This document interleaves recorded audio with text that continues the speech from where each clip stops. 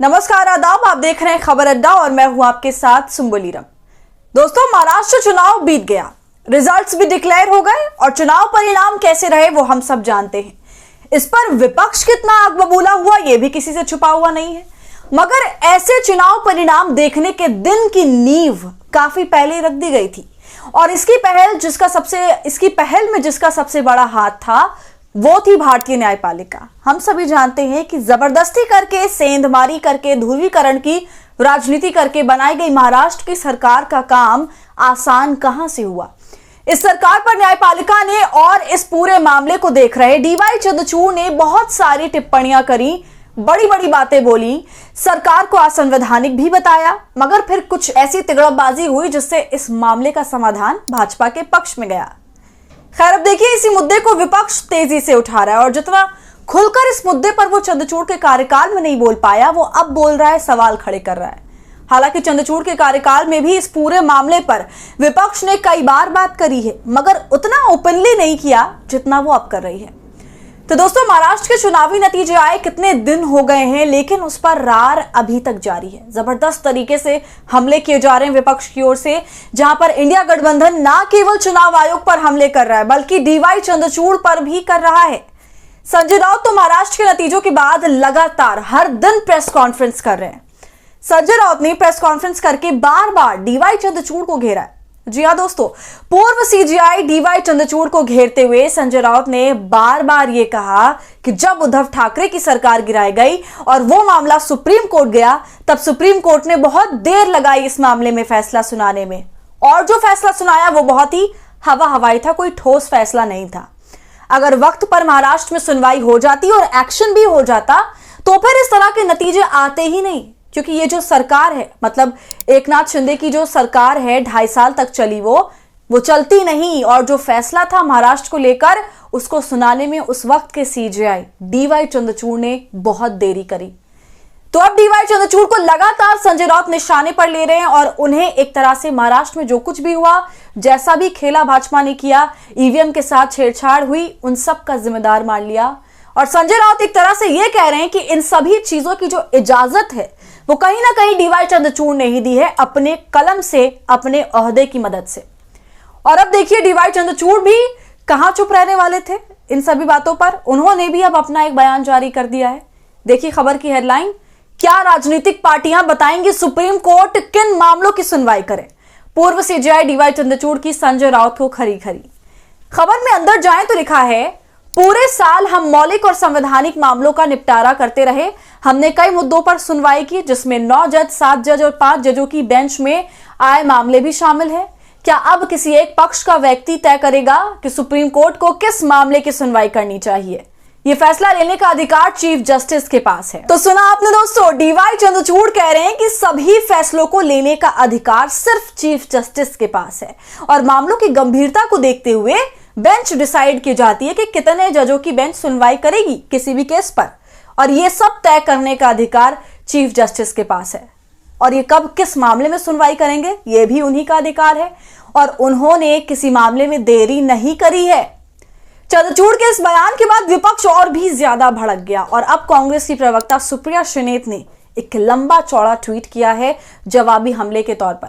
और जवाब भी केवल महाराष्ट्र का जिक्र नहीं है, इस जवाब में उन सवालों पर भी सुप्रिया श्रीनेत ने अंडरलाइन किया है अपनी बात को, जिन सवालों का जवाब कभी भी डीवाई चंद्रचूड़ नहीं दे पाए। दोस्तों, जैसे कि उमर खालिद अब तक 4 साल से बिना ट्रायल के जमानत का इंतजार कर रहे हैं, उसकी सुनवाई भी डीवाई चंद्रचूड़ के सामने आई, लेकिन उमर खालिद को लेकर तो डीवाई चंद्रचूड़ ने कुछ नहीं किया, मामले पर कोई भी संज्ञान नहीं लिया। और जब उनसे इस मुद्दे पर सवाल पूछा गया तब उन्होंने ये कह दिया कि मैं नाम लेकर कुछ नहीं बोल सकता हूं। दोस्तों, इसके अलावा भी बहुत सारे मामले थे जिस पर विस्तार से सुप्रिया श्रीनेत ने अपनी बात रखी है। देखिए, कहा, भारत के पूर्व मुख्य न्यायाधीश को एक इंटरव्यू में यह कहते हुए सुना कि लोगों को न्यायपालिका से विपक्ष की भूमिका निभाने की उम्मीद नहीं करनी चाहिए। बिल्कुल नहीं, न्यायपालिका से विपक्ष का काम करने की उम्मीद कोई मूर्ख ही करेगा। देश केवल यही उम्मीद करता है कि न्यायपालिका अपना काम करेगी बिना किसी डर या पक्षपात के और संविधान को एकमात्र मार्गदर्शक मानते हुए। इसका मतलब यह है कि कठिन फैसलों से पीछे ना हटना। इसका मतलब यह नहीं कि सरकार नागरिक स्वतंत्रताओं पर कुठाराघात करते हुए आंख मूंद ले। इसका मतलब यह है कि जब सबसे बड़ा कॉरपोरेट घोटाला आपके सामने लाया जाता है और नियामक खाली बात कहकर बच जाता है तो उसे संज्ञान में लेना न्यायपालिका का मजाक बनाता है। दोस्तों आपको बता दूं, यहां पर सुप्रिया सुनेत अडानी मामले को लेकर हिंडनबर्ग की रिपोर्ट के बारे में कह रही हैं। हिंडनबर्ग की रिपोर्ट ने ही सबसे पहले अडानी का सारा घालमेल, सारा घोटाला दुनिया के सामने रखा था और उस वक्त एक तरह से विपक्ष ने यह आरोप लगाया कि सेबी पर बहुत हल्का है सुप्रीम कोर्ट, मतलब कोई ठोस या कड़ी कार्रवाई नहीं कर रहा है, वो हल्के में ले रहा है ये पूरा मामला, क्योंकि सुप्रीम कोर्ट में भी ये मामला गया था। इसलिए लगातार विपक्ष कहता रहा कि डीवाई चंद्रचूड़ के सुप्रीम कोर्ट की सीजीआई रहते हुए जिस तरह का मामला हिंडनबर्ग ने अडानी के खिलाफ भ्रष्टाचार का, शेयर्स में हेराफेरी का, इन्वेस्टर्स के पैसे की हेराफेरी का लगाया था, और दोस्तों यूं ही नहीं लगाया था बल्कि पूरे पुख्ता सबूतों के साथ लगाया था, तो उस तरह की कार्रवाई सुप्रीम कोर्ट ने नहीं की जैसे कि उसे करनी चाहिए थी। खैर, सुप्रिया आगे कहती हैं, इसका मतलब यह है कि छात्रों और कार्यकर्ताओं को सालों तक बिना मुकदमे के जेलों में सड़ने ना दिया जाए, सिर्फ इसलिए कि उन्होंने सत्ता के सामने सच बोलने का फैसला किया।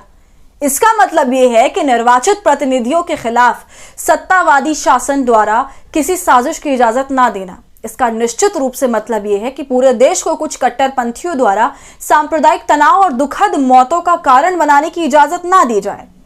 इसका मतलब सत्ता के लिए नाजायज लालसा के खिलाफ खड़ा होना है, जहां लोकतांत्रिक रूप से चुनी गई सरकारों को गिराया जा रहा था और बेहिसाब पैसा और ताकत के साथ पार्टियों को तोड़ा जा रहा था। इसका मतलब यह है कि जम्मू कश्मीर को पूर्ण राज्य का दर्जा बहाल करना, जिसे विभाजित कर केंद्र सरकार ने प्रदेश बना दिया। इसका मतलब यह है कि विशेष समुदाय के खिलाफ तैयार किए गए सीए को निर्णायक रूप से संबोधित करके चिंताओं और आशंकाओं को शांत करना।